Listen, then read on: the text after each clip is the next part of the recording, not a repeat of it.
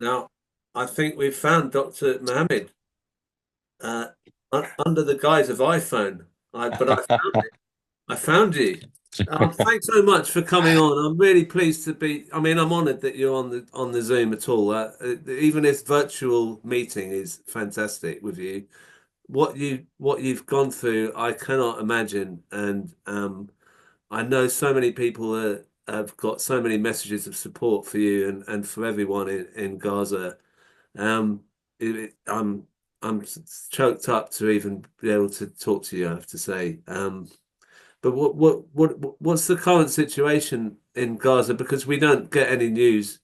What is happening? I mean, why did you have to leave to come here? Because you were in trouble and it was a risk to your life, wasn't it? Indeed, I was. I'm sorry, just give me a thumb up that you can hear me. I can hear you. Brilliant, brilliant. Thank you very much for your time and thanks for coming to the airport and thanks for all the people around for having the time to come and listen. Um, I probably I probably need another life to describe what I've seen and what I've been through in Gaza. Um, so starting with your question, why did I come? Why did I come out? Um, um, the situation over the last 2 months, I would say, it has become unimaginable. And I was in Khan Yunis, in the very heart of Khan Yunis. I'm sure you all have heard about the evacuation that happened and is still happening as we're speaking. Myself and a couple of families, we decided to stay and not to evacuate, to support the people who decided to stay. Um, we've decided not to leave them behind and trying to support them as much as we can, because this what the IOF wants is spreading fear among the people and let the people leave. And we don't want, we just want to support them basically. And the very best way to support them is just literally provide them with water and obviously the moral support. But then it came to a stage where the bombing were quite active. They were very blind. Um, Friends and families, they were just falling dead on daily basis. Um, the resources were extremely limited. And beside that, I've already been there for about 16 months. Um, I just felt it is the time to leave now. Plus, um, I've done what I had to do. We've supported the people as we wanted. We've established a good, excellent team on the ground. We've got an excellent insight of what is going on. So myself and the team, we decided time to come out and take rebuild Gaza into the second level. Continuing definitely supporting them, but perhaps this is the time to come out, speak to the public, and tell them exactly what's going on. People are dying as we're speaking now. People are starved as we're speaking now. People are very desperate. They just don't know where to go. Their future is very black. It's very uncertain. You're meeting someone in the morning, you're not granted to see him in the afternoon. This is how bad it is. I mean, you talked in that short interview with me about how you didn't have anywhere to treat people as a doctor. I mean, so what, I mean, can you give an example of kind of treatment you'd have to make with someone without having any surgery or a place to do this? Um, well, let me tell you about my experience at the European hospital. So on the day of the evacuation, I think that was back on May, there was an order of evacuation to the European hospital. Doctors, patients, everyone has left. And I think there's a video about this on my page that you can watch it. So we remained two doctors and about maybe four or five nurses. And just about midnight, we start having, God, like a huge amount of patients. Like they were coming in 20s and 30s, and everyone is critically ill. And they're all lying on the floor, and you just don't know where to start from. So each patient will probably have 5 minutes of my time, and either I do it or I don't, and I have to move into the next patient. we had to leave patients to suffer in pain because there were no medications. We had to amputate on a dirty floor because there were no surgical rooms. Equipment, they do not exist. And I know this might sound awful, but it's true, unfortunately. You know, I had to use the same knife, you know, to amputate or do a procedure on different patients. This is a crime, you know, in the civilized world. However, in Palestine, it was just normal. We had to suture kids, infants, 6 months and 7 months and 8 months with no local anesthetics. We had to cut limbs, although these limbs they could have been preserved and they could have been treated if we had the facilities. But unfortunately, you know, it just had to be done in that way. It's either this way or there's no other way. The even when we do the amputation, the saw that we use is it's an electrical one, and it should be disinfected, and we had to use. Do you know the machines that everyone has at home, the drilling machines? You know, the ones they operate on batteries. So literally, these are the ones that we were using. Medications, they do not exist. Analgesia do not exist. Watching kids crying their guts out from pain was something cannot be forgotten. And what was even worse than that is just looking into the parents and their mums, and you could feel everyone's pain. But then there's nothing you can do. It's absolutely nothing. A lot of people, they have died just before we were able to reach them. And as I said, you know, each patient has just got this 5 minutes of my time, and either I can treat or I don't. There's a condition called hemothorax or pneumothorax, which is an accumulation of blood within, you know, the lung. And this one requires a chest drain, a tube, you know, to be inserted into the lung to drain the blood out. In the UK, to do such a procedure, it has to be done under extremely high aseptic technique, and you probably have to examine. Of course, you know, you have to examine the chest before you do such a procedure. These patients were all, because of the noise, obviously, you can't examine properly. But I ended up putting a drain in every single patient who comes through the door. And guess what? Each drain was positive, i.e., was draining blood. And all these procedures, you know, they were done with no anesthetics. You imagine you're getting a knife and you're stabbing it into someone's chest to open a hole to drain the blood. You're doing this procedure with no anesthetics and no disinfectants. And even in my heart, I knew even if I was to treat someone, I know he's going to suffer, you know, in the long term, because there is no aftercare. He's going to die out of infection, because all of the Palestinians are malnourished. Lack of vitamins, wound healing is absolutely zero. Infection rate is extremely high. And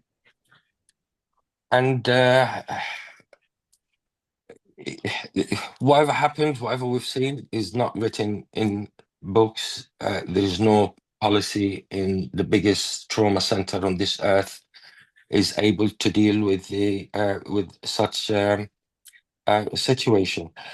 What was even more heartbreaking is the burns. I don't know what chemicals they were using, what type of weapons they're using, because you could feel that the burn is active. You know, it's like they've got this material that sticks onto people's skin that continues to burn. And because of the lack of facilities, we don't know what we're dealing with, what type of chemicals we're dealing with. Therefore, you're unable to provide any treatment. And the screaming from kids, I still can hear it, you know. And And what is even more painful is you can't do anything about it. So I know this might sound evil, but you even inside your heart, you wish if this patient dies because you just don't want him to suffer. You know, there's no burns unit, there is no dressings, there's nothing. Anything you can think of, it doesn't exist. It is nothing. Um, and unfortunately, you know, this is happening in 2025. This is happening where the Jordanian borders and the Egyptian borders, the only couple of kilometers away. This is happening where the aid is just literally, you know, just across the border. But because of the evilness of the other side, you know, we were left to suffer while the world is just watching us. It's, speechless, really. But I just want to bring on because I'm mindful of the time. Sarah and Shameen have both been sort of supporting your work and rebuild Gaza. How pleased were you, Sarah and first and Shameen? How pleased were you to see Dr. Mohamed back safely? I mean, the fact he's still here is a miracle, isn't it? Just allow me, before Shamin, before you speak, I'm sorry, I just need to say something, if I'm allowed. You know, the Rebuild Gaza is a good example of um, people unity, because while I was in Gaza, I was introduced to Shamin and Sarah from the UK, and we've established a team. We met the first time in the airport, face to face. Um, Oh, so we didn't know each other before. The only common okay. thing we had together was supporting the people in Palestine. And it was a phone call conversation, and um, um, uh, we discussed our objectives. They were amazing. They supported me. Um, I'm speechless, honestly. The amount of support I received from Sarah, Shameen, and the rest of the team was just amazing. And that just gives an example to the people outside. We can help the Palestinians, you know, we can. We are a good example of this. And we are a good example of the British values and how people can get together and do change something on the ground. Um, and I'm very pleased to have them part of my team. And as I said at the airport, you know, this is the time to take it to the next level. I'm very confident, you know, with the amazing spirit and solidarity and support that I had from these guys. With that, I'm sure um, we will continue and we will be making changes on the ground as we have done. So that's all I wanted to say about them, because you probably think that we were a team before. I didn't know that you had Before. met. So what do you think of this strange guy then, Sarah, that you've met up from the airport? It was absolutely amazing to see him walk through the gates. I am really angry with Stansted. Don't fly Stansted, everybody. I think for, Dr. Mohammed is an absolute hero. I would support him if he wanted to learn to ride a unicycle at this point in time. This guy has, and people really need to know how many lives this man has saved. And Shameen really is the engine room of this charity, and I think I feel that I'm a little bit on the peripheral. The work that these guys put into this charity is incredible, but to see him walk through the gates, yeah, it was very tearful, very emotional. I can't thank everybody for their support and coming to support us as well in our emotional state. But it's going to be one of those memories that's going to stay with me for the rest of my life. But I can't thank Dr. Mohammed enough. I felt bad for nagging him to come home.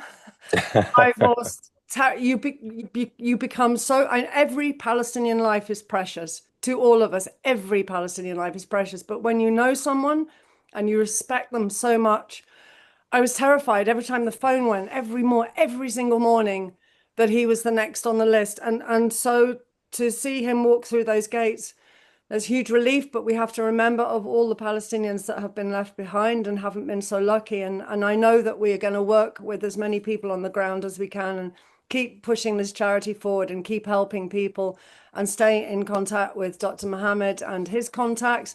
And, you know, we're just going to keep working as hard. And this is a 24/7 job, and it always will be. But my thanks to Shameen as well, because I couldn't do what Shameen does. When Shameen was raided and she disappeared into the police station, I couldn't cope. I couldn't cope with her workload.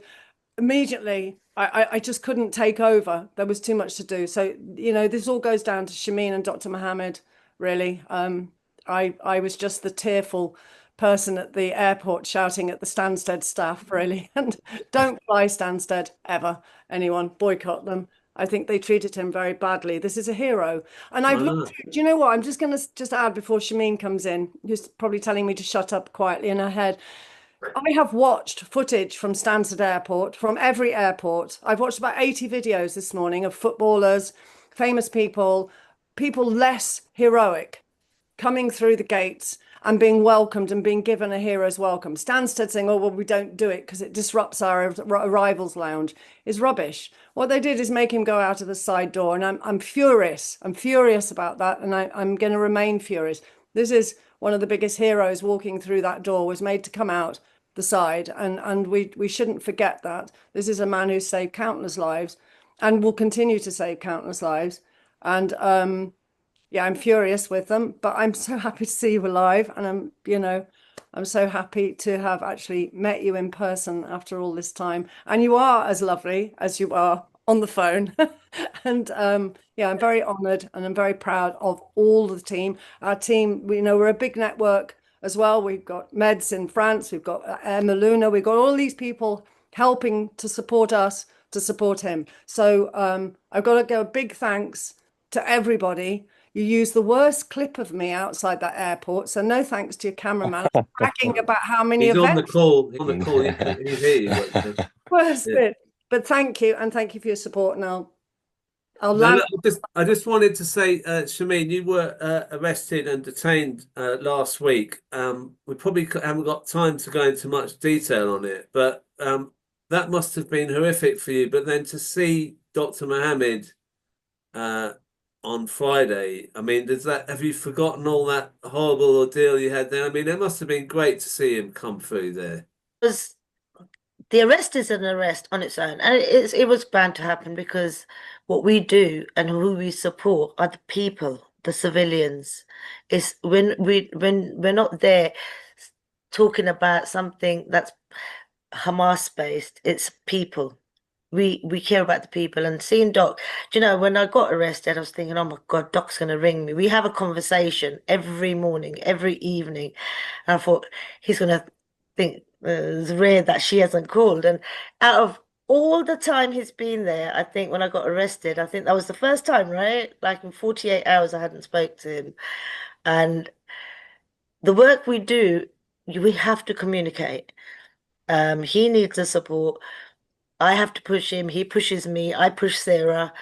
It's like a little teamwork, but it was a horrible feeling. It was a shock. They make you feel like, for supporting people to help trying to get water and food to people is made me a terrorist.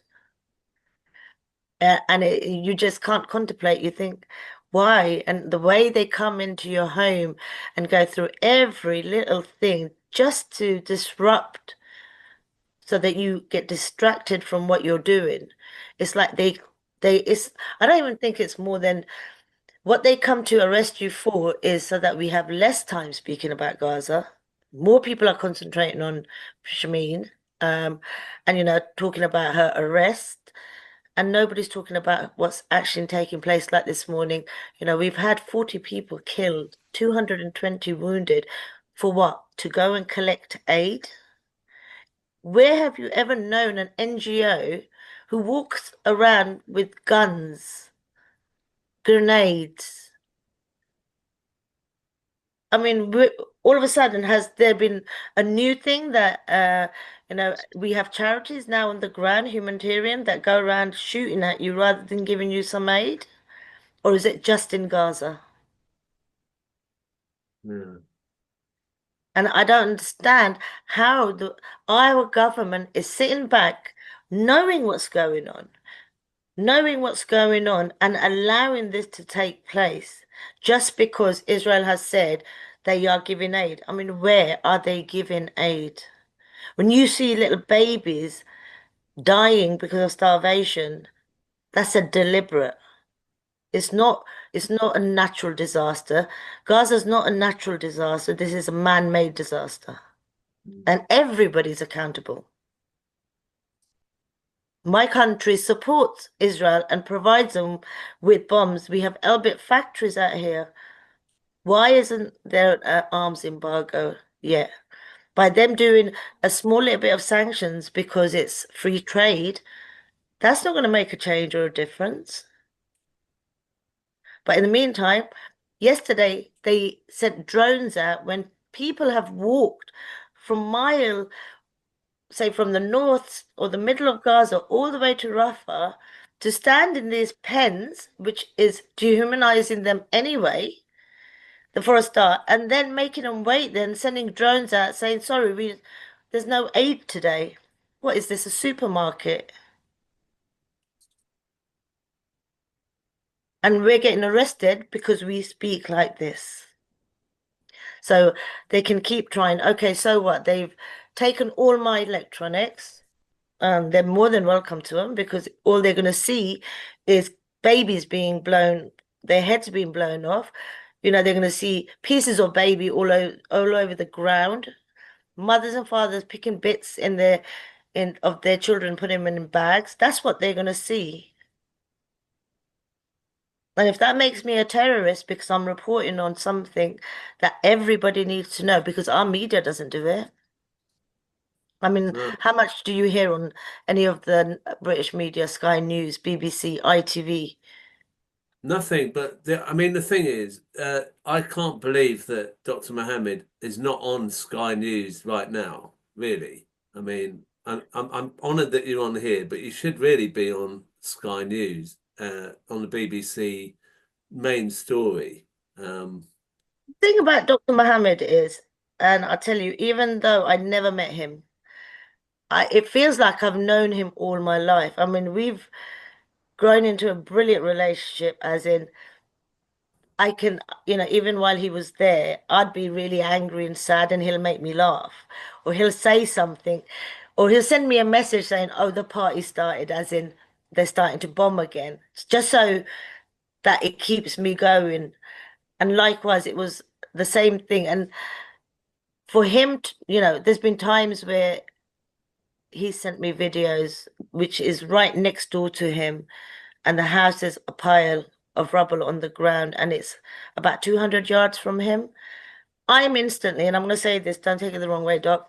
I'm thinking, oh my God, he's not made it. And I'm ringing Sarah saying, Sarah, and then he won't answer the phone, or he hasn't called me or messaged me, and I'm like, don't ever do that to me again. How many times have I probably said that to you? I think probably every week, every other day, right? It's been like that. It's because we go to bed and we think, okay, I mean, every single day we think, are we going to speak to the person we've just spoken to? We wake up in fear, we sleep in fear, and we're in nowhere near Gaza. So that's us. Now imagine the people in Gaza. Yeah. Well, look, I just want to. We kind of run out of time. I mean, I I wish we had another few hours to talk about this, but I mean, also don't want to tire everyone out as well. So I just want to say, Dr. Mohamed, so much support for you here on this Zoom, and I'm going to try and make as much noise with this clip and put it out there and try and convince some of these other bigger media to take this story, and you get bigger audiences, and that's the only way we can do it. And Sarah is doing great work on social media, and Shameen, you're doing great work as well. So I mean, we've all people on this Zoom, please share this stuff, get it out there, do all you can, because it's so heartbreaking what I'm hearing, and I just can't bear the idea that we're letting them get away with this. So, um, Once again, thank you so much, Dr. Mohamed. Thank you, Shameen. Thank Speak you. to you again another time.